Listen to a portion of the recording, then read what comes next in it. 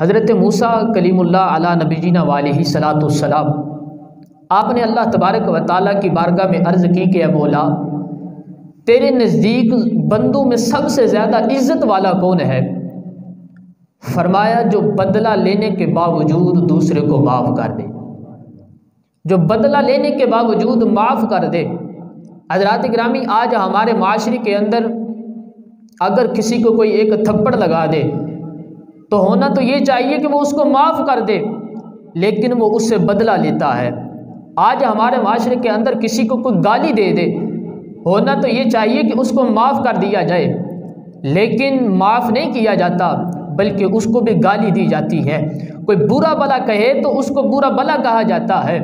حضرات گرامی، جب ہم معاف کرنے والے بن جائیں گے، اگر کسی نے ایک تھپڑ مارا تو آپ اس کو اللہ کی رضا کے لیے معاف کر دیں۔ اگر کسی نے کوئی گالی دے دی ہے تو اسے اللہ کی رضا کے لیے معاف کر دیں۔ کسی نے آپ پر ظلم کر دیا ہے، اللہ کی رضا کے لیے اس کو معاف کر دیں۔